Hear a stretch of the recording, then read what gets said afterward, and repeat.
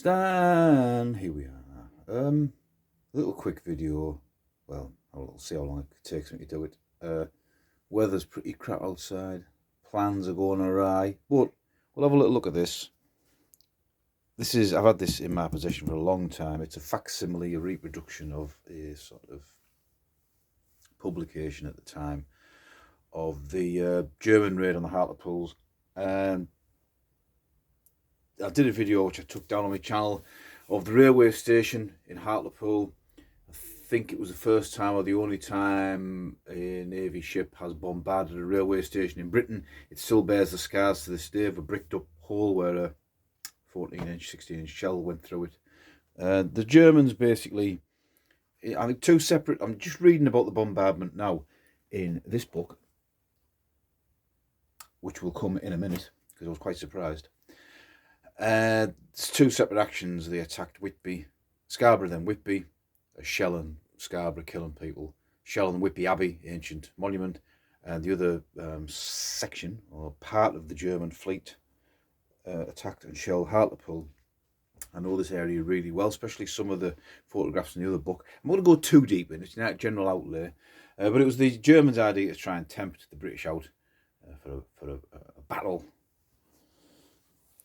So, let's say on the back here, the historic booklet has been reprinted for the first time in 75 years, recording the day when, on the 16th of December 1914, German battleships slyly crept out of the early morning mist to open fire on the slumbering inhabitants of Hartlepool and West Hartlepool. The first soldier, Private Theo Jones, to lose his life on British soil, the outbreak of war, along with 118 other unsuspecting souls, perished in the Hartlepools that cold winter's morning, a result of the cowardly raid. World War I had well and truly started.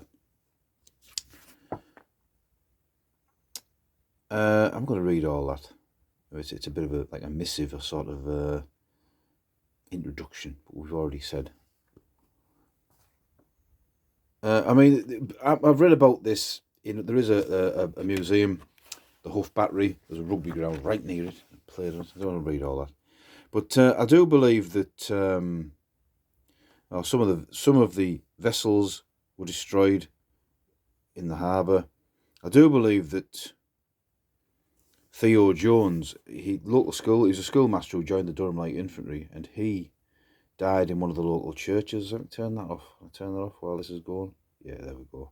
Died in one of the local churches, and I know which church it is, isn't it? Sometimes odd when you see local history right on your doorstep. Not too far from me. Officers and men in charge of Hartlepool batteries on the day of the bombardment. So there's a museum there now. It's been modified and updated. Lieutenant Colonel Robson, the commander. They reckon you could hear the bombardment as far away as Richmond, which is a good 30 mile away. That area I know really well. Cliff Terrace, Hartlepool. I mean, I've never looked at the damage of this, but I mean, it's over 100 years old. You're probably not going to notice the difference there. And also, the locals thought that they were the Royal Navy. The rectory in Hartlepool. And a lot of old Hartlepool, the headland, a lot of it's been remodelled, 1950s and 60s. Victoria Place. A lot of children were killed. I was reading in the book last night. I've often thought of doing a Cleveland Road, an outdoor broadcast for this. Every time I've gone up there, it's been really windy and I haven't got the filming equipment to do that. Bombardment of Hartlepool, Baptist Chapel. Don't know if it's still there, that building. Could be. Corner House, Dean Street, West Hartlepool. People were killed here by one shell. You've got to remember this is I don't think the Zeppelin raids had happened yet, so people weren't used to this sort of thing. Business premises wrecked by shell, Grosvenor Street, West Hartlepool. See, Hartlepool is now just called Hartlepool. At the time, there was West Hartlepool and Old Hartlepool. Focus. Rugby Terrace, West Hartlepool. Damaged by a 6-inch shell to a house in Sandringham Road, West Hartlepool. Maybe a 6-inch shell that went through the station wall, unsure. Damaged trains there.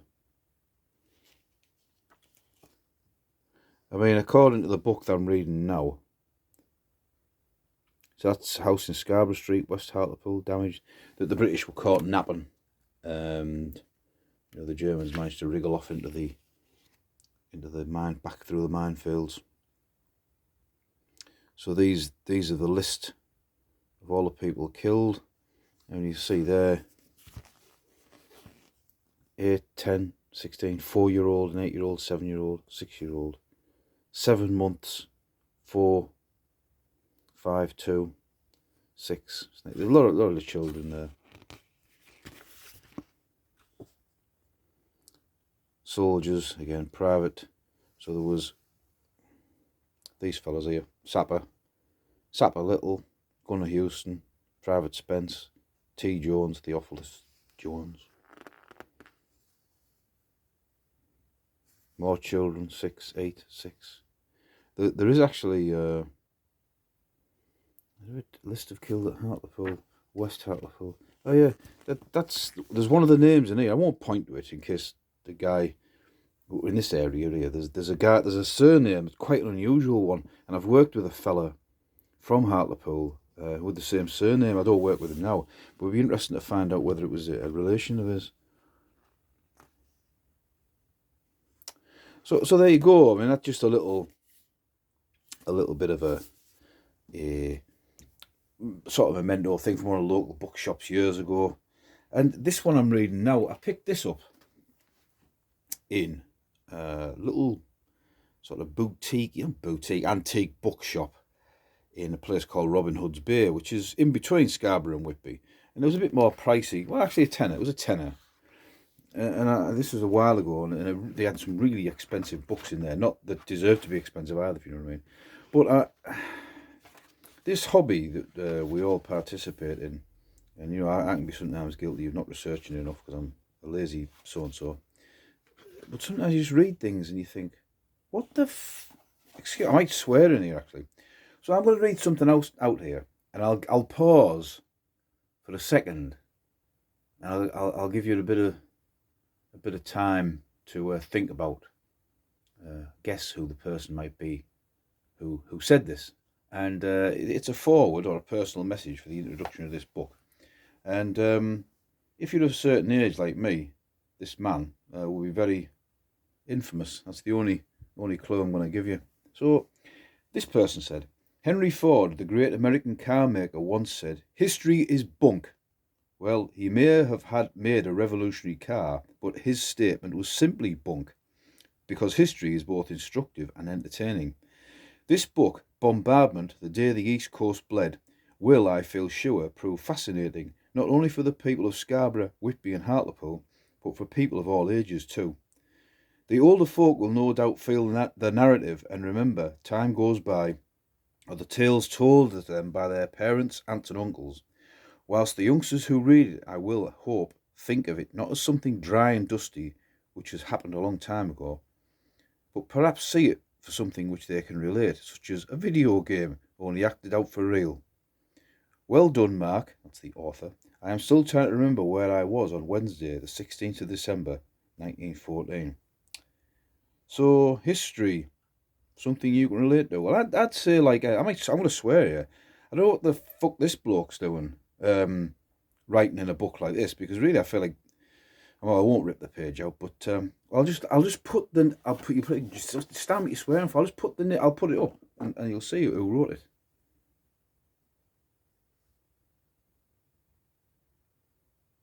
So there you go. I think that's enough, isn't it? I mean, for anyone who doesn't know, who might be watching from America, Sir Jimmy Savile, I think it was stripped him of it, was he was a TV personality, and one of the biggest sexual predators, paedophiles and everything else that ever walked the earth, probably, well, in more recent times. And, so it was a bit of a shock to see him forward in that book. Yes, that's what's strange. Anyway, so that's my little brief video on the German raid on the Hartlepools, and I'll see you.